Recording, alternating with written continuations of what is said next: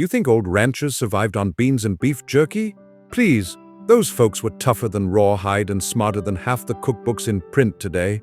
They could turn leftover neck bones and stale bread into something that'd make Gordon Ramsay weep into his apron. So saddle up, we're riding straight into 25 forgotten rancher foods you could only find in old cookbooks. No avocado toast, no kale, just grit, grease, and good eating. 3-bean salad. If salads had a hall of fame, this one would have been bronzed right next to the chuck wagon. Ranch wives from Montana to Texas used this beauty to feed entire branding crews without breaking the budget or their backs. They'd mix fresh green beans with canned kidney and wax beans, drown it all in vinegar, sugar, and enough black pepper to wake a sleeping bull. Toss in some onions, let it marinate overnight in a root cellar, and boom, a salad that could outlast your average marriage. This wasn't just side dish material, it was survival disguised as hospitality. When extra ranch hands rolled in unannounced, 3-bean salad said, "Sure, I planned for 10 more of you." It stayed crisp for days, tasted better the longer it sat, and didn't need refrigeration, because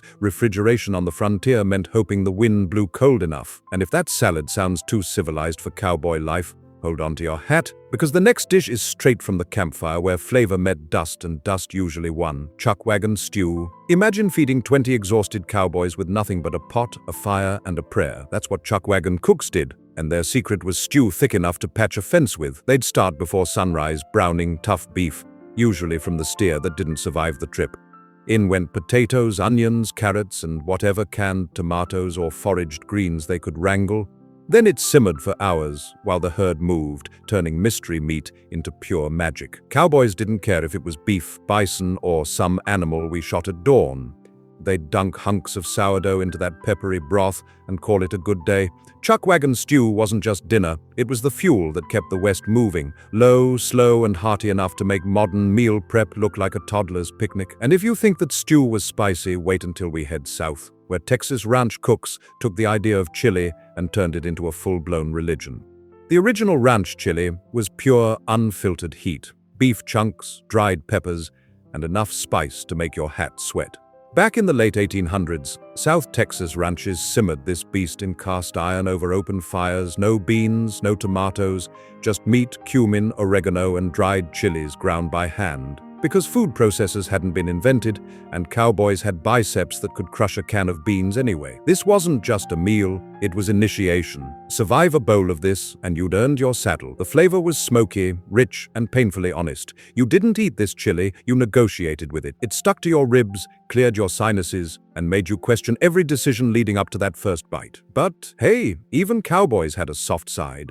And when the garden overflowed with tomatoes that couldn't wait for frost season, ranch wives turned that chaos into crispy gold, fried green tomatoes. Before Southern diners claimed fame, Dakota ranch wives were already frying up the green gold. They'd slice those stubborn, unripe tomatoes thick, dredge them in cornmeal and flour, and drop them sizzling into bacon grease. The result? Crunchy outside, tangy inside, and smoky enough to make you forget about steak night. These weren't some dainty brunch special, they were a working woman's way of beating Mother Nature to the punch. When frost threatened to kill the crop, you fried what you had and prayed you didn't burn breakfast. Paired with eggs, chicken, or nothing at all, fried green tomatoes were proof that ranch kitchens ran on grit, not gadgets. And that bacon grease? Let's be honest, it was the rancher's version of olive oil. Now, speaking of cornmeal and clever hands, our next dish turns garden veggies and cream into something so rich it made even cattle jealous. Succotash. Long before anyone was talking about farm to table, ranchers were living it. Succotash, from a Native American word meaning broken corn, became a late summer favorite across the West. Fresh corn cut off the cob, lima beans straight from the garden, and chunks of salt pork cooked down in cream until it all became thick enough to stand a spoon in. It wasn't just a side, it was a celebration of survival. This dish screamed abundance.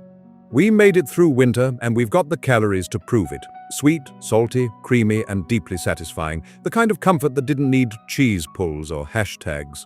And because ranchers never wasted anything, they'd scrape every last bit of corn milk from the cob to make the sauce richer. That's right, they invented the first natural thickener long before TikTok cooks discovered it. But don't get too cozy, because where there were too many tomatoes, there was trouble brewing, and it came baked in breadcrumbs and sugar, scalloped tomatoes. Every ranch garden had one problem: too many dang tomatoes. When they started piling up faster than a cattle auction, ranch wives turned to an unlikely hero, the scalloped tomato casserole. Picture this: chopped ripe tomatoes layered with torn bread, onions, sugar, salt, and butter, baked until the edges caramelized and the middle turned soft and custardy. Yeah, you heard right, sugar, because these ranch cooks weren't afraid of flavor or diabetes. The result was something between a side dish and dessert. Savory enough for supper, sweet enough to keep the kids quiet. And the best part? It stretched the pantry when money was tight: old bread, ripe tomatoes, and whatever butter you hadn't traded for flour. If Instagram existed in the 1940s, this would have gone viral. No filters, just flavor. But when ranch wives got tired of tomatoes, they reached for something frozen, cheesy, and undeniably modern. Welcome to the casserole that defined an era. You weren't a proper ranch hostess in the 1960s unless your table groaned under a bubbling broccoli rice casserole. This was the dish that whispered, "We may live 40 miles from the nearest store, but honey, we've got cheese whiz." It started with cooked rice, thawed frozen broccoli, and the magic potion: cream of mushroom soup. Add a splash of milk, a fistful of cheddar, and pour it all into a buttered casserole dish. Then came the Ritz cracker topping, because if you weren't crushing crackers with your bare hands, were you even cooking? Once it came out golden and bubbling, it didn't just smell good, it smelled like progress. This was mid-century pride baked into a pan: convenience, color, and calories.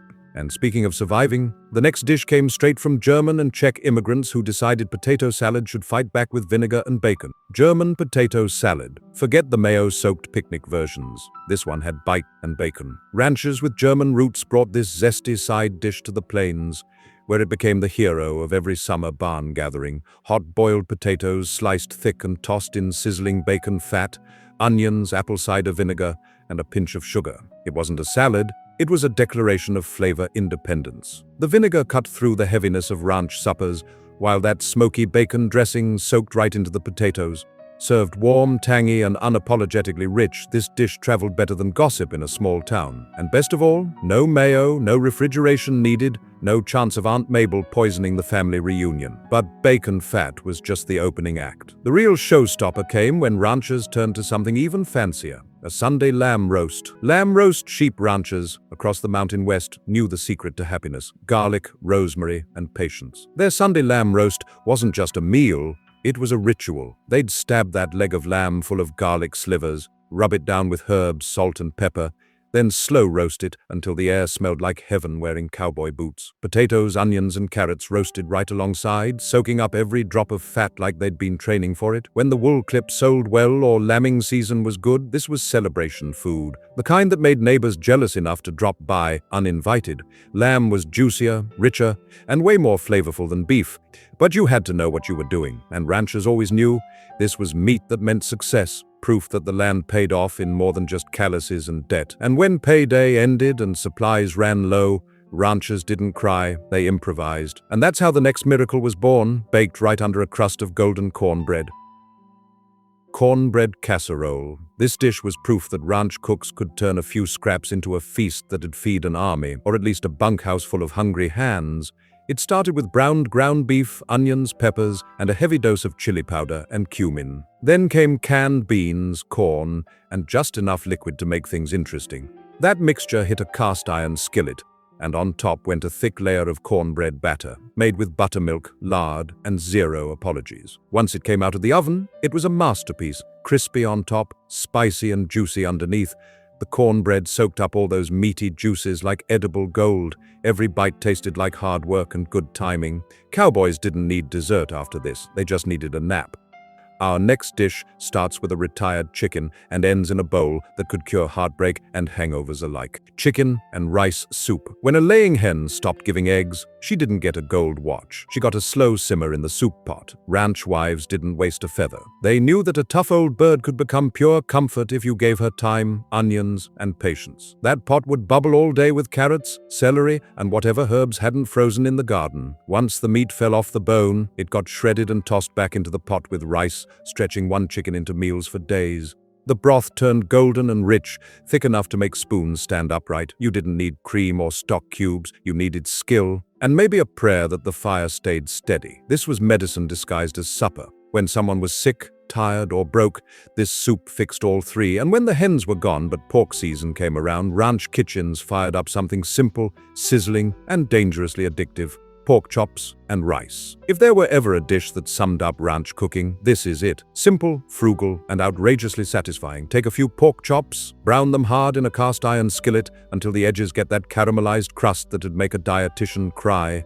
Remove the meat, throw in diced onions, and deglaze the pan with chicken broth, because wasting flavor was a sin. Then in goes white rice, soaking up every ounce of pork drippings. Nestle the chops back on top. Cover it tight and let it all simmer until tender. No timers, no recipes, just instinct and the smell of heaven. By the time supper hit the table, that rice was glossy and rich, the chops tender enough to cut with a prayer. This was ranch alchemy, turning cheap cuts into pure comfort. But not every meal came from a fresh animal. Sometimes dinner started in the freezer and ended in a casserole dish full of golden tater tots. When the mercury dropped and the snow piled up, ranchers up north turned to the Midwest's most unpretentious masterpiece, tater tot hot dish. It started with ground beef, browned with onions, then mixed with cream of mushroom soup, frozen veggies, and a blizzard of shredded cheese. The crowning glory: tater tots. Those crispy potato miracles lined up like little soldiers on top. Baked until golden and bubbling, it came out smelling like warmth itself. Sure, it wasn't fancy,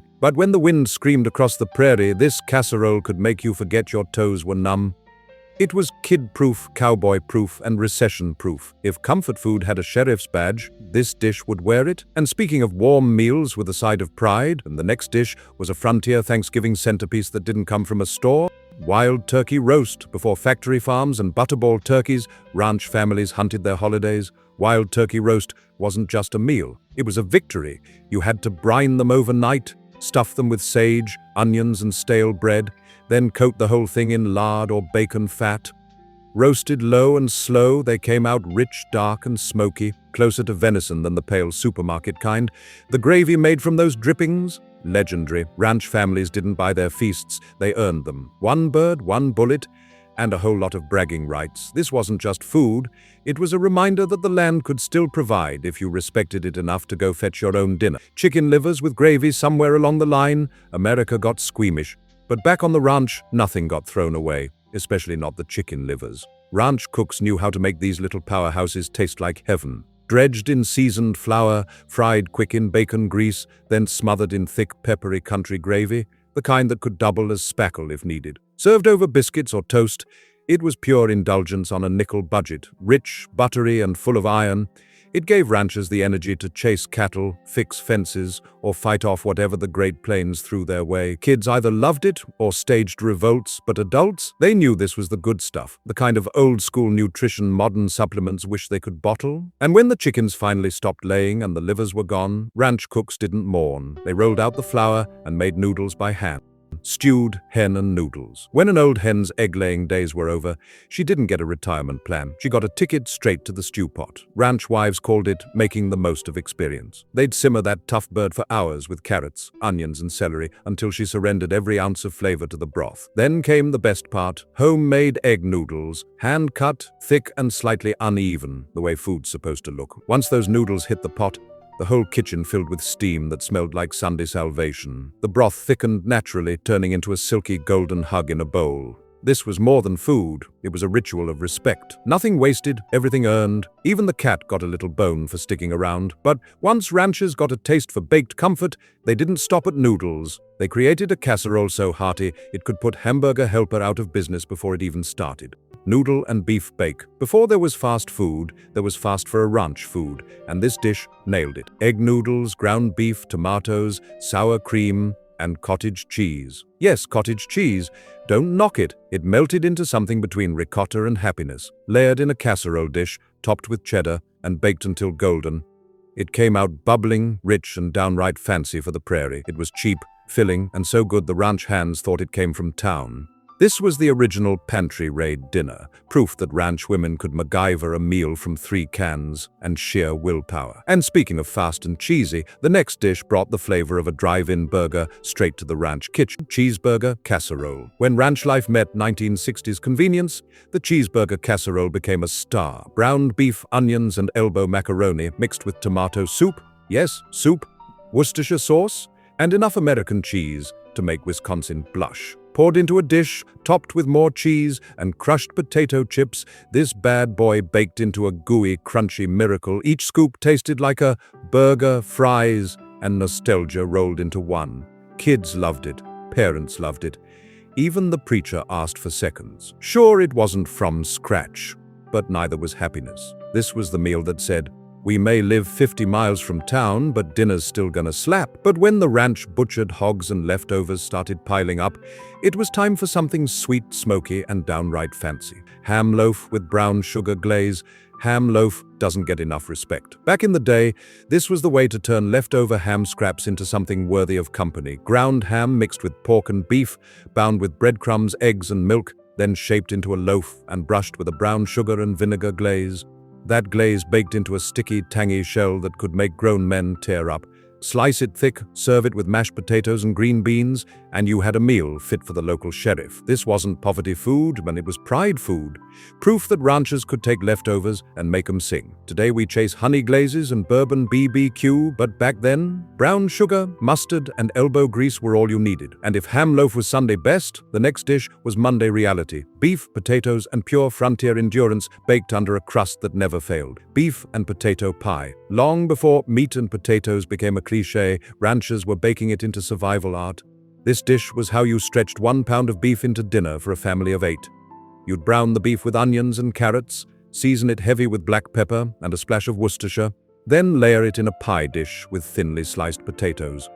Pour over a bit of broth, dot it with butter, and seal it under a crust of lard and flour. An hour later, the kitchen smelled like heaven and hard work. The filling was thick, savory, and steaming. The crust was golden and flaky, with just enough chew to remind you this wasn't store-bought nonsense. This pie was winter comfort, ranch style. No shortcuts, no frills, just good ingredients doing their job.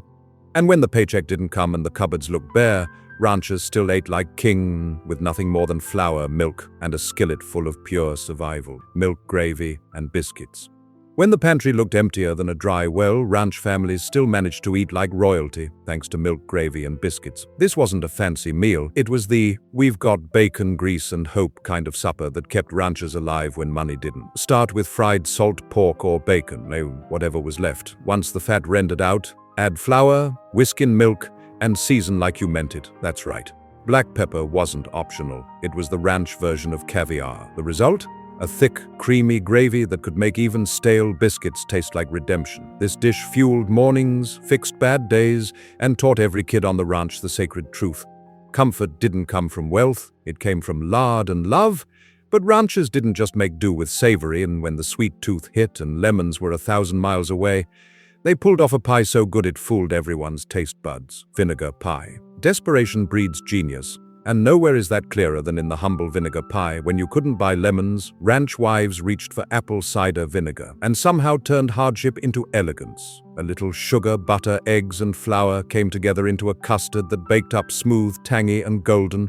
One bite and you'd swear it was lemon meringue. Some cooks topped it with meringue if they had eggs to spare. Others just called it done and served it plain. Because when something tastes that good, you don't need decoration. This was dessert alchemy, folks, turning vinegar into victory. Ranch families served it at church socials, where town ladies with real lemons never stood a chance. But while vinegar pie was clever, the next dish was downright wild, literally. Grab your rifle, 'cause dinner's hopping straight out of the prairie brush. Fried rabbit with cream gravy before chicken became the supermarket superstar. Ranch families relied on the original free-range meat, rabbit. These critters were everywhere, and if you could shoot straight, dinner was handled. You'd soak the rabbit overnight in salted water to tenderize the meat, dredge it in seasoned flour, and fry it golden in bacon grease. Then came the cream gravy, thick, peppery, and built right in the same pan. The flavor, like chicken, but better, sweet, lean, and kissed with smoke. Served with biscuits or mashed potatoes, it was Sunday dinner for families who didn't have money to waste but refused to eat dull food. Even the kids joined the hunt, learning early that dinner didn't come from a grocery shelf, it came from knowing how to aim and cook. And speaking of making miracles out of scraps, the next dish turned throwaway bones into a feast that could make city folks cry into their ribeyes. Neck bones and beans. Now this was working class royalty. Neck bones and beans took the cheapest cut imaginable and made it sing. Those knobby pork necks simmered for hours with onions, garlic, and bay leaves until the meat practically melted into the broth. Then you'd toss in soaked beans, navy, pinto, whatever you had, and let it cook low and slow until the pot turned into creamy, smoky perfection. The marrow from the bones thickened the stew naturally, no fancy roux required. It was rich, flavorful, and affordable enough to feed a family for days. This wasn't just cooking, it was rebellion against hunger. Where the city saw scraps, ranchers saw supper. And to finish this trail ride strong, we're ending with the king of ranch comfort, a dish so iconic it fed America for half a century and still hasn't gone out of style. Meatloaf with ketchup glaze. You can't talk ranch cooking without tipping your hat to the almighty meatloaf. From Depression days to disco nights, this humble loaf kept America fed and proud. Ground beef mixed with breadcrumbs, onions, milk, and an egg or two, all bound together by sheer willpower. But the magic was in the glaze: ketchup, brown sugar, and a hint of mustard, baked until caramelized and sticky sweet. The outside crisped up just right, the inside stayed juicy, and the leftovers, even better the next day on white bread with a smear of cold gravy. This wasn't just dinner, it was identity. It said, we're tough, resourceful, and still eating good, no matter what life throws at us. Meatloaf wasn't trendy, it was timeless, and like the ranchers who made it, it's still standing tall. And there you have it, 25 forgotten rancher foods that built the backbone and the waistline of the American West. No microwaves, no drive-thrus, just hard work, heavy iron skillets, and a talent for making miracles out of scraps. If this trip down the chuck wagon trail brought back memories, or made you hungry enough to raid your grandma's recipe box, hit that like button, subscribe, and drop a comment with the dish you remember from the old days. Because out here, history isn't just something we read, it's something we can still taste.